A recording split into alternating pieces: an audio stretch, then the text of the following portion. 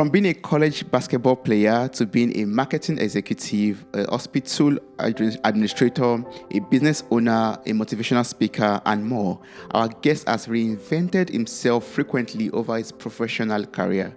He's the author of Sustainable Excellence, 10 Principles to Living Your Uncommon and Extraordinary Life. He's most recently a cancer warrior.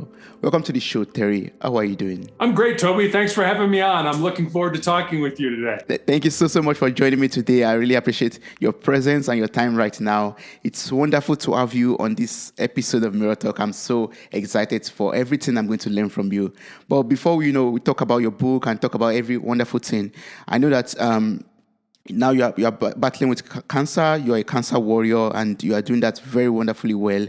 But before you were diagnosed with a rare form of cancer, you frequently, transformed and reinvented your professional career. So, is it possible for you to share your life and career journey and how all of this has influenced, your reinvention? What caused the reinvention? What caused the change of career paths over a period of time, and how has it influenced you and your family? Sure. So I'll try to give you the condensed version. I was born and raised in Chicago, Illinois, in the United States, which is Chicago is the third largest city in the United States, and I am the oldest of three boys. I have no sisters, and you can't tell this from my voice or from looking at me, but I'm 6'8" tall, and I played college basketball, as you mentioned, at a place called the Citadel in Charleston, South Carolina.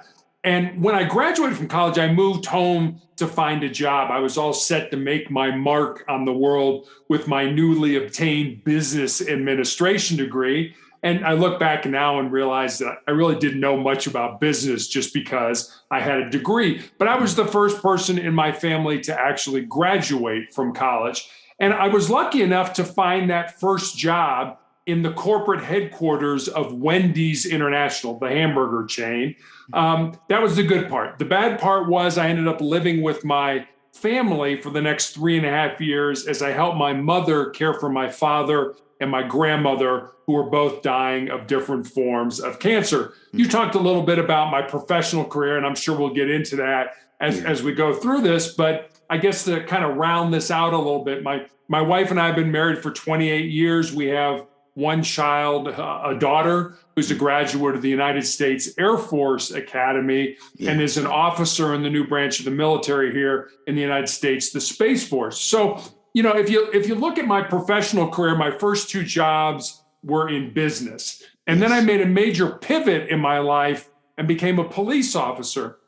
And the reason I did that was really my father, my grandfather, my dad's dad, had been a police officer in Chicago from 1924 to 1954 and was actually shot in the line of duty with his own gun. It was not a serious injury. He was shot in the ankle. But trauma medicine in 1935 was much different than trauma medicine is today. And my dad always remembered the stories my grandmother told about that knock on the door of Mrs. Tucker, grab your son, come with us, your husband's been shot. So when I expressed an interest in going into law enforcement, my dad was absolutely not. You're going to go to college. You're going to major in business. You're going to get out, get a great job, get married, have 2.4 kids, and live a great life. Yes. But that's the life my father wanted me to live. That's not what I felt my passion was.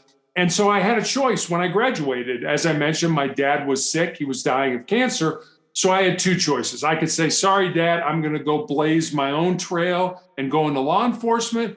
Or, and this is what I actually did, out of love and respect for you, I will go into business. I will, and those first two jobs, as I said, we're in business. But I sort of joke, I did what every good son did. I waited until my father passed away, and then I followed my own dreams and became a police officer. So that's a little bit of the motivation, or, it makes a little bit more sense now when you look at my resume. It's like, okay, you went into business and then you became a policeman. Why was that? Yes. Now everybody knows. Yeah. And you also worked in the hospital also, like you worked in the hospital administration for Riverside Methodist Hospital in Columbus, Ohio. And like you are in the SWAT team also, like doing investigation jobs. Or like, wow. wow, this is so different areas on the different sides of life, basically. Yeah, it really is. I mean, if you, you kind of, it's definitely all over the map. And, I've always felt myself specifically, but I think all of us, that we're put on this earth to serve. I mean, if you believe in God, to serve your God, but I think we're here to serve our fellow man in whatever capacity that is. For me, it was, being in hospital administration, being in law enforcement and things like that. I mean, for other people, it's not. And, and I always tell, especially young people, if there's something in your heart, something in your soul that you believe you're supposed to do, but that thing scares you, go ahead and do it.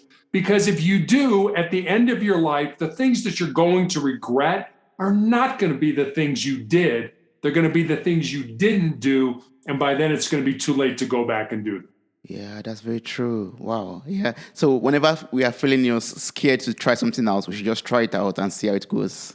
Yeah. Yeah, we're all going to be scared. I mean, fear is a great motivator. And our brains are hardwired to avoid pain and discomfort and to seek pleasure. So to the brain, the status quo, the way things are right now, should just be left alone. The problem with that is the only way you're going to grow, the only way you're going to get better is if you step outside the status quo, if you step outside your comfort zones. And I try to do this every day. And I certainly recommend it to anybody who's listening. Do one thing, and it doesn't have to be a big thing. It could be one small thing that scares you, that makes you nervous, that makes you uncomfortable, that is potentially embarrassing. Because if you do those small things every day, when the big things in life hit, and they hit all of us, we lose somebody who's, who we love, we lose our job, we're living out of our car, whatever that ends up being. When those big things hit, you're going to be so much more resilient and able to handle those than those people who, they never want to do anything uncomfortable because they just like being in that status quo.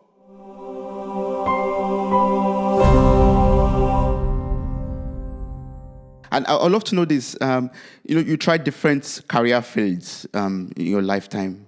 How did this influence your life or your mindset or the way you see things? Did it, add to you in some ways or remove from you in some ways? Yeah, I mean, I certainly learned a lot of things being in business, even though it wasn't, my passion. I didn't feel it was really what I was supposed to be doing. I worked with some great people. I learned a lot about business, and I learned a lot about myself, things that, hey, you need to work on that. You need to have more patience. You need to, accept people for who they are and things like that. So I learned quite a bit. When I was in law enforcement, I learned a lot about the importance of listening and not listening to respond, but listening to understand.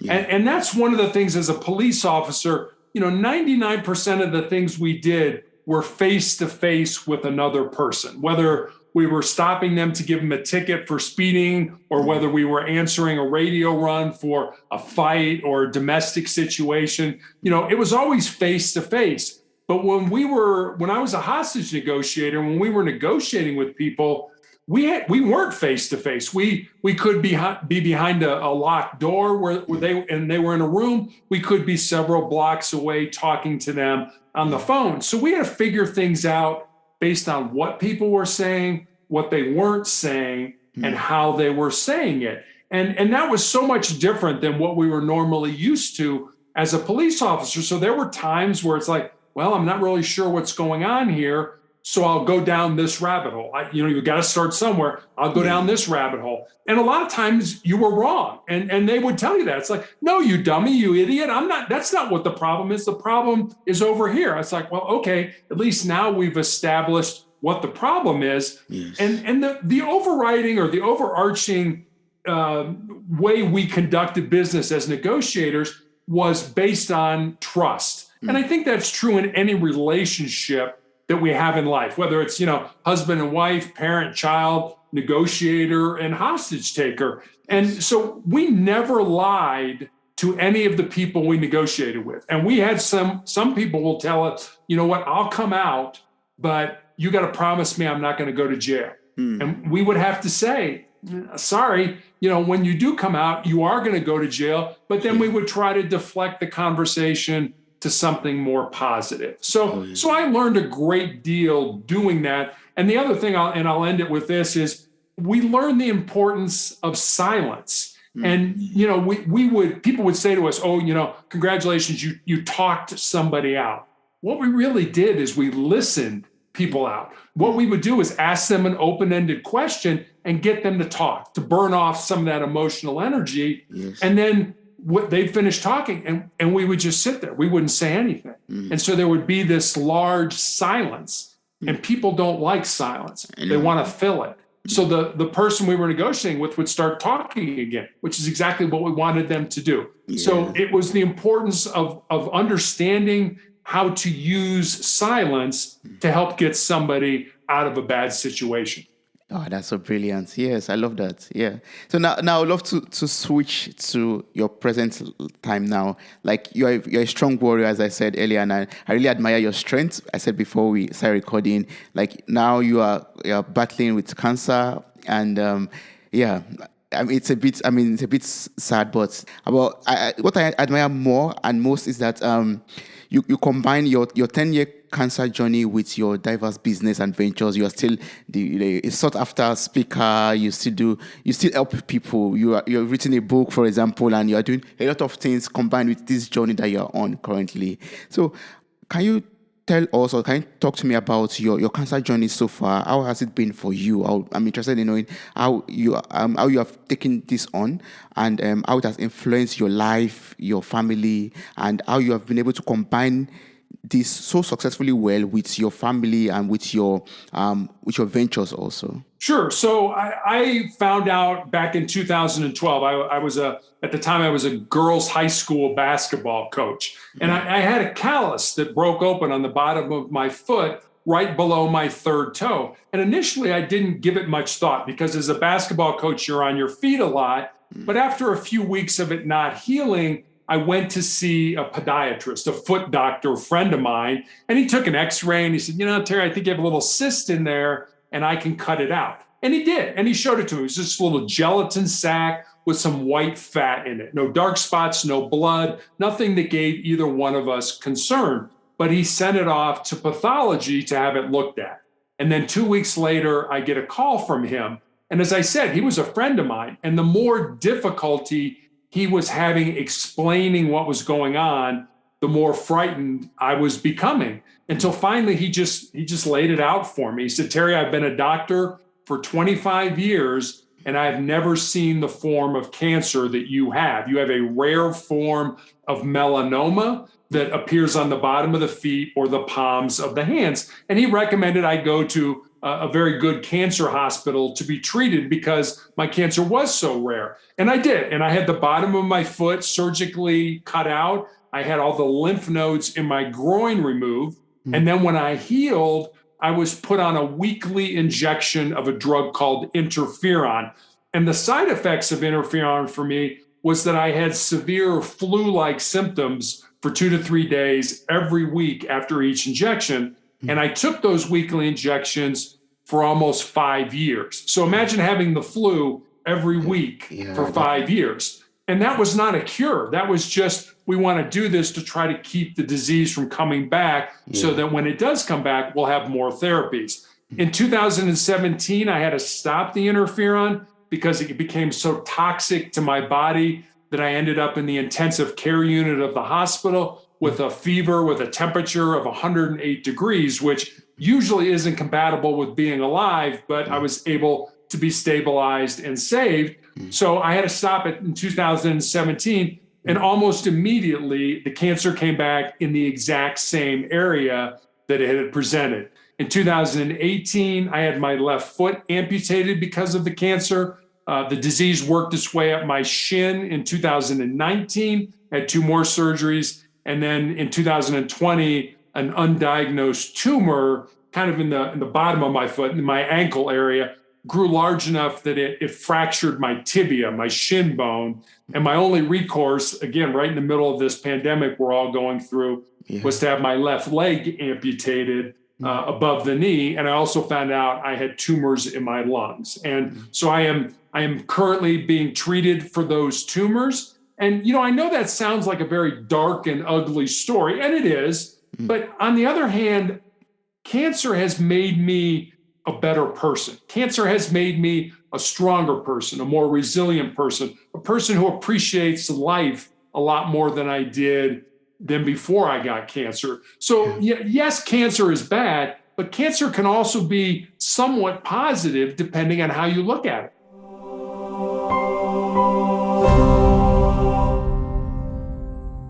And that's one thing I admire about you too, because while preparing for this conversation, I read one thing that you learned during, this pain and suffering is that we have choices. We basically have two choices: either we succumb to the discomfort and misery, or we learn to embrace it and use it to make us stronger and better human beings. And I really find that so courageous, I would say. Like, how are you able to deal with the pain and all the discomfort and the misery that came with it?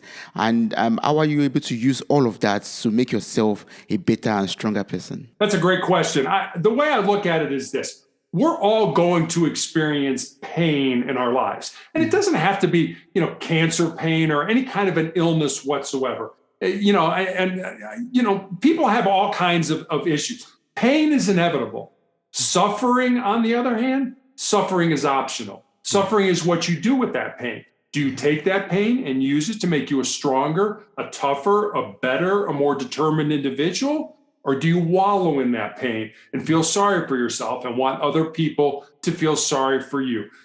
Toby, you and I both know this. Life is about the choices that we make and the consequences of those choices. So you have a choice. Do you want to use pain to make you stronger, or do you want to feel sorry for yourself and actually kind of regress and get away from it? And I get it. I get that people don't like pain. I mean, we see it every day. People are in pain. They turn to alcohol. They turn to drugs. They turn to bad behavior in their life. Yes. That's a choice. That's a choice on how you want to handle that.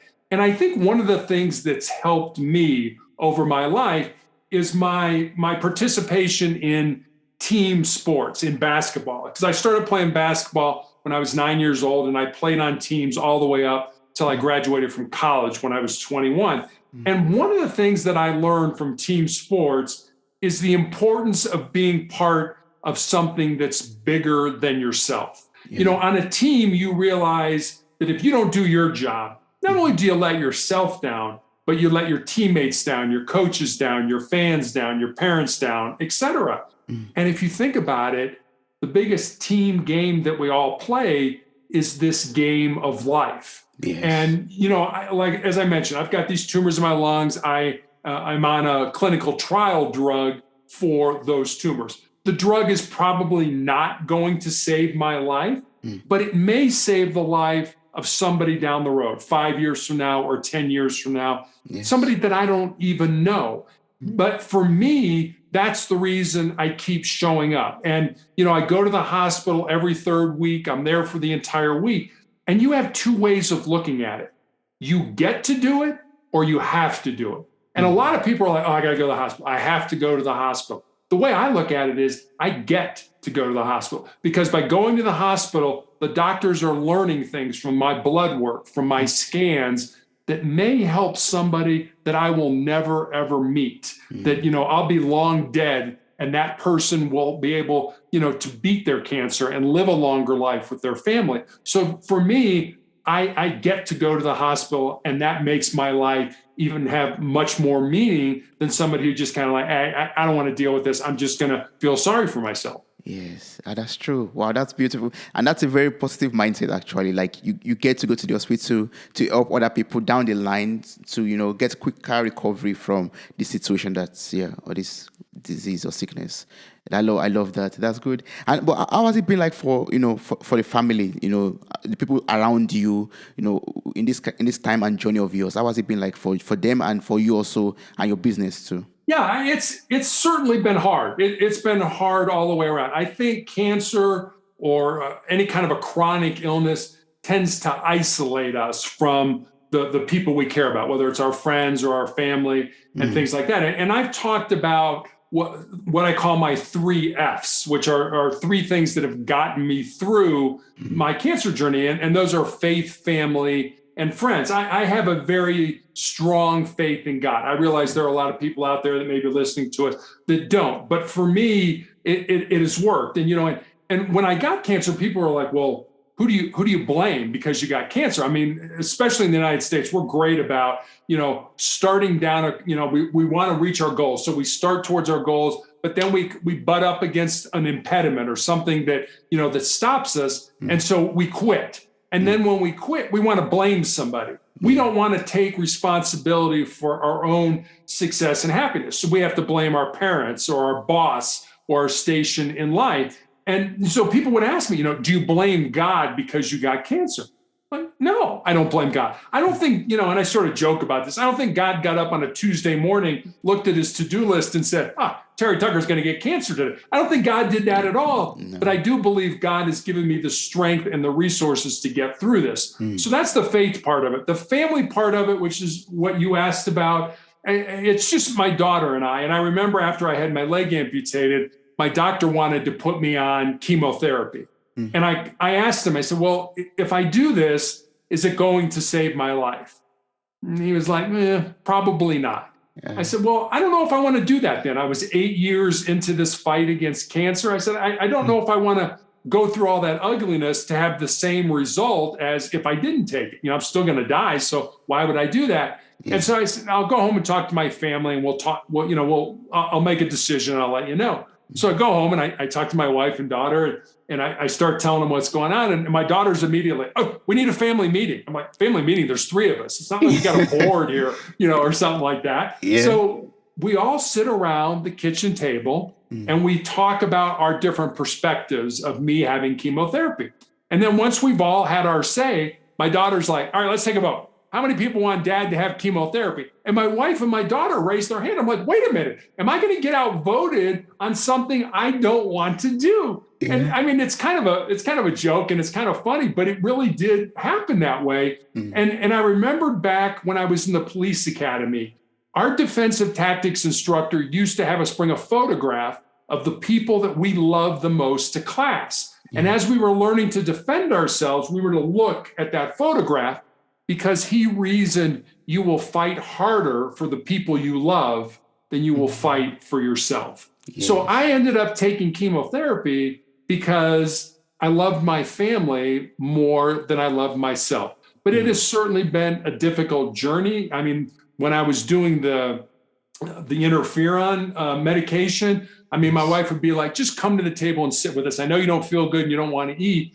And I would sit at the table and then I would get the smell of mashed potatoes or the smell of broccoli. And I'd be like, no, I've got to go throw up. Yeah. And so not only does cancer isolate you from other people, the medication, the treatment was isolating me from my family as well. So it's been a tough journey, but I am so glad I have my wife and daughter in my corner. Yes, it's good to have good people around you. And I love that 3 F's. Like you have faith, you have friends, and you have family around you. And that could help you to go through any circumstances or any condition or situation in life, basically. That's wonderful. And in addition to your faith and your determination to continue your fight, you use 4 truths to guide the decisions you make in life. And I love this so much when I read it. I was like, yeah, I must ask Terry when we speak, like, can you share this with me? I know them, I have them here, but can you share this with me and can you explain the 4 truths to me? The 4 truths to me. Yeah. So the 4 truths are things that I've developed over these 10 years. The first one I think I developed maybe when I was in high school, but the other one's basically over these last 10 years. And I call them my foundation of my soul. They're just a good place to build a life up, to build a quality life up. And I'll give them to you here. I have them on a piece of paper right on my desk, and I see them every single day, and they get reinforced in my mind. So here's the first one. You must control your mind, or your mind is going to control you. When I was playing basketball in high school, I had 3 knee surgeries. And when I went back playing, my brain was putting all this negative these negative thoughts into my mind. Things like, hey, you've had surgery, so you're probably a step slower, and college coaches aren't going to be interested in recruiting you to come and play for their teams. And I was like, wait a minute, I'm still playing at an elite level, and coaches are still contacting me about playing at their college or the university. So I had to change the narrative. I had to flip the switch in my brain to realize that, no, I need something positive going in there. And if you think about it, our brains can hold one thought at a time. Why would you make that a negative thought? So being able to control your mind is important. And it doesn't, it certainly has helped me as a cancer survivor or a cancer patient, but it's also important whether you're in school or you're in business. I mean, I remember when I was in college and guys would go out and party the night before a big test. And then they would come into the test the next morning kind of hungover and tired and all that. And what do they say? Oh, man, I don't really feel very good. I'm going to blow this test today. Why would you say that to yourself? Why would you go immediately to the negative? Why wouldn't you say, hey, I paid attention in class this semester. I'm going to do great on this test. But no, we always go to the negative. So you need to control your mind. That's number one. Yes. Number two is you need to embrace the pain and the difficulty that we all experience in life and use that to make you a stronger and more determined individual. We talked earlier, so I won't go a lot into this, about how the brain is wired and we want to avoid pain in that. But what I'm suggesting with that truth is to do just the opposite. Instead of running away from pain, use it, take it, flip it inside, burn it as fuel, use it as energy to make you a stronger person. Yes, that hurts. Now that hurt is going to make me stronger. If things were easy in our lives, everybody would be rich and powerful and famous and all that. It's the hard things in life that you need to take that difficulty and turn it inside and use it to make you a stronger person. So that's number two. Number three is more of a legacy truth. I think it's important, regardless of where we are along the path of our life, to think about the end game. And in many cultures, ancestry is very important. And, the ancestors set the table for you. What table are you going to set for the next generation? And so number three is this: what you leave behind is what you weave in the hearts of other people. Yeah. So that's number three. Number four, I think, is pretty self-explanatory. As long as you don't quit, you can never be defeated. And my pain is going to end someday. It may end through surgery. It may end through medication. Quite frankly, it may end when I die. But if I quit, if I give up, if I give in to pain, then pain will always be a part of my life. That's true. Wow. Those are wonderful truths to live by. Yes, that means it gives us we have to be strong and not give up on our lives and have this positive mindset to live a life that is positive, basically. Mindset that leads you in the direction of positivity. Also, yes, I love that. And I would love to talk about your book right now. I find this so inspiring. You wrote a book entitled Sustainable Excellence. So can you share more about this book and what inspired you to write this book? So the book was really born out of two conversations that I had. One was with a former basketball player that I had coached, and she and her fiance had moved to the area where my wife and I live now, and we had dinner with them one night. And I remember saying to her, I'm really excited that you're living close, and I can watch you find and live your purpose. And she got real quiet for a while, and she looked at me and she said, well, Coach, what do you think my purpose is? I said, I have no idea what your purpose is, but that's what your life should be about. Finding the reason you were put on the face of this earth and living that reason. We are not all born with the same gifts and talents, but we all have the ability to become the best person that we're capable of becoming. So that was one conversation. And then I had a young man reach out to me on social media. He was a college student, and he asked me what I thought were the most important things he should learn to not just be successful in his job or in business when he graduated, but to be successful in life. And I didn't want to give him the, get up early, work hard, help others kind of thing. Not that those aren't important. Those are incredibly important. But I wanted to see if I could maybe go deeper And so I thought about it for a while and I took notes, and eventually I had these 10 ideas, these 10 thoughts, these 10 principles. And so I sent them to him. And then I sort of stepped back and I was like, well, I got a life story that fits underneath that principle, or I know somebody whose life emulates this principle. So literally during the 3-month period between the time I had my leg amputated and the time I started chemotherapy for the tumors in my lungs, I sat down at the computer every day while I was healing, and I wrote stories underneath those principles. And they're true stories. They're real people. They're real incidences that have occurred over either my life or other people's lives. And so, it's not like, well, that's a made up story. No, these are real things that happen that I think really kind of encapsulate what those principles are about. And that's how sustainable excellence came to be. Yes. So if you could define excellence, how would you define it? What would be your own definition for excellence? I can't. And that's funny because you wrote a book about excellence. Yeah.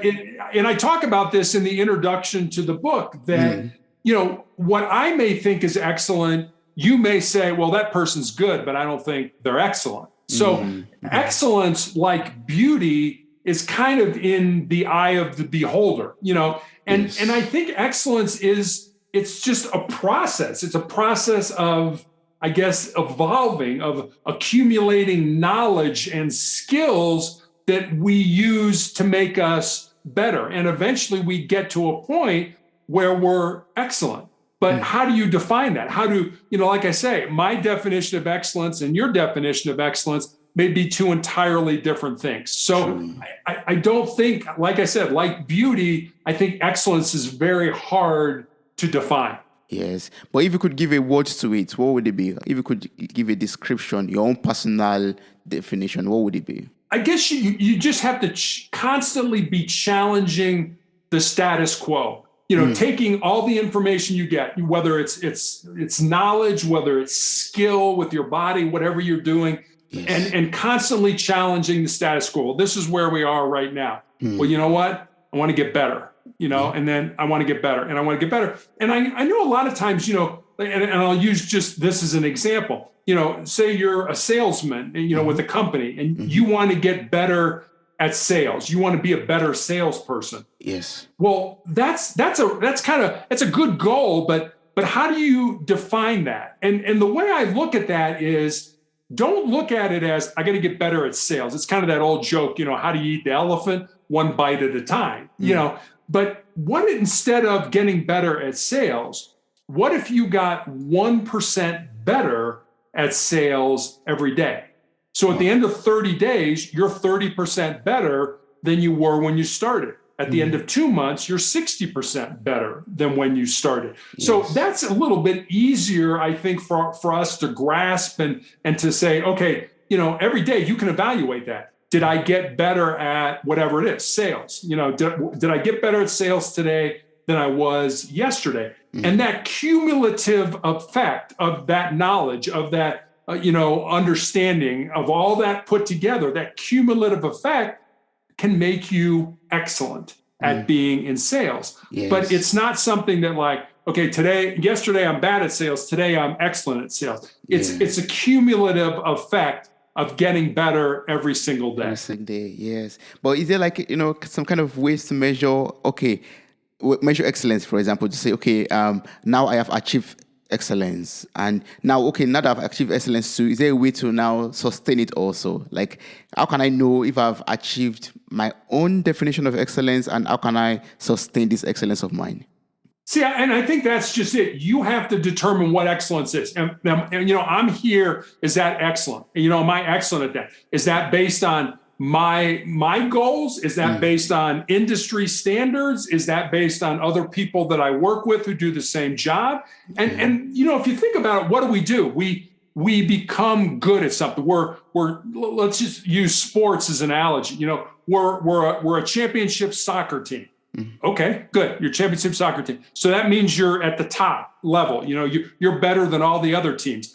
And what do we do? What do teams do? What do individuals do? Well, they get to that top and they're like, man, I'm good. I'm great. Well, in order to sustain that championship, in order to sustain that excellence, you have to get better.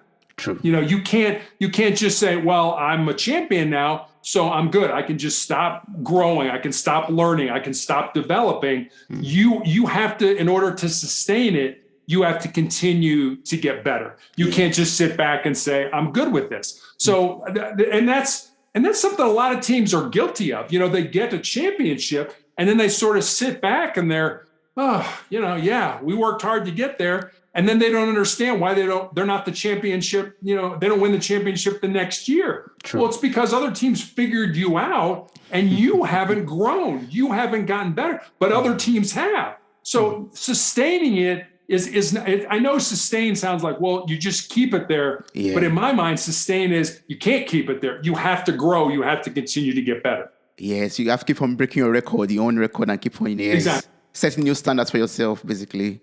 Yeah, I love that. Yeah. But now I would love to dive into the book a little bit back. Your book talks about a lot of principles for us to live extraordinary life, uncommon and extraordinary lives. So is it possible for you to share these principles with me?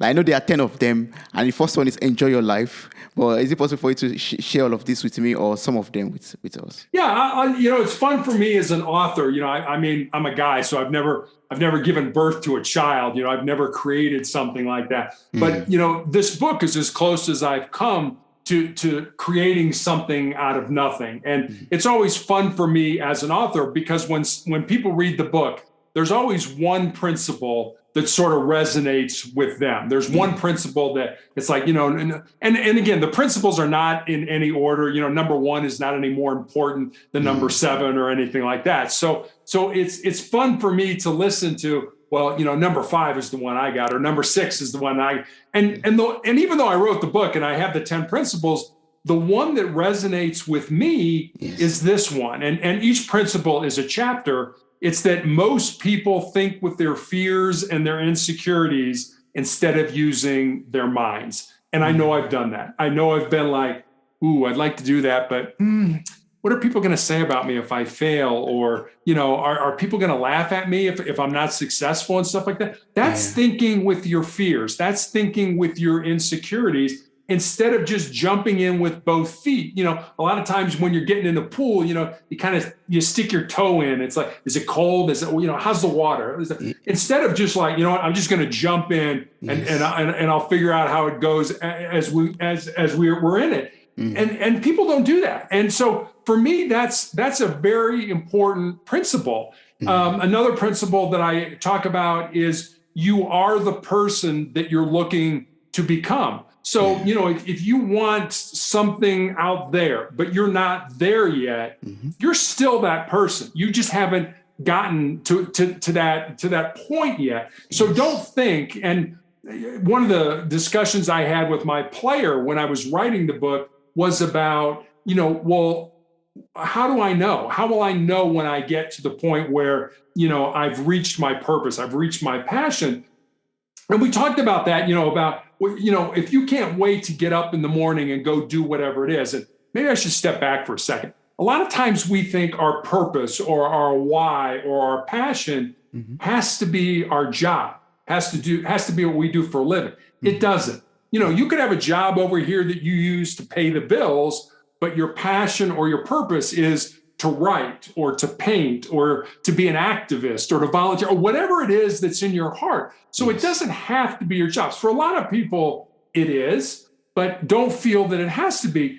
And when you get to that point in your life where you can't wait to get up and go do whatever that is, then that's probably your passion, your purpose, as opposed to the people who are like, oh gosh, I got to go to work or I got to do whatever it is. And they're not motivated. They're not happy. They're not inspired to do that. Well, that's probably not your purpose. And so, when you're looking to become something, and it's good to do that. It's good to aspire to other people, to look at other people as role models. I had a nurse recently ask me, what was it like to have, well, actually, let me tell you a different story. She said, when I first met you, and she's about 25 years old. When I first met you, I was going to get out of nursing. She said, I'd had a good friend of mine die. I was in a very dark place. I talked to my mom and dad, and I was going to go to work for Amazon. And she said, and then I met you. And I see what you go through every day. I see how you're motivated to help other people, even though this medication, this therapy is so hard on you, but it's probably not going to save your life. And I knew I was in the right place. And if she would have never told me that story, I would have had no idea that my life had such a positive impact on her. And so I always ask people, Toby, you, me, my wife, your family, whoever it is, who are those people out there who we don't even know, who are sort of watching us from on far and are be like, I want to be like Toby. But you don't know that. You don't know who those people are. And there's an old saying that goes like this: a careful person I want to be, a little person follows me. I dare not go astray for fear they may go the same way. So I think it's important for us to live a life of significance, which is about service. And that way, when people look at us, they're like, yeah, I want to emulate Toby. I want to be like him because of X, Y, and Z. Yeah. And those people exist all the time, no matter how bad we think our position in life is, no matter how down we are, no matter what, there's somebody that would trade places with us like that. Yes. And so I think it's important for us to remember that. So if you're not the person you want to be, but you're working toward it, eventually you're going to get there. And then I think the last one is the final chapter, and it's the importance of love in our lives. Love what we do for a living, love our families, love our God, if you believe in that, and things like that. And that word, a lot of times it's not a word that we want to say a lot. It's not something we're comfortable with and things like that. And I remember I heard a basketball coach, and I'll end with this story. I had a basketball coach when I was growing up at the University of California at Los Angeles. Great coach, won a lot of championships, and he was being interviewed. And the reporter asked him, what do you think is the most important thing that anybody needs to understand or learn in life? And I was all ready for, I was taking notes from this interview. What, give me something good, coach. Give me some X's and O's and things that I can use on the basketball court. Yes. And he said the most important thing in anything we do, whether it's outside in our jobs, whether it's inside in our relationships, the most important thing in any language is love. To love what you do, to love the people you're around. And I was like, no, I want something that helps me with basketball. But in reality, it did help me with basketball. It was the understanding that I needed to love what I did. I needed to love the people that were around me.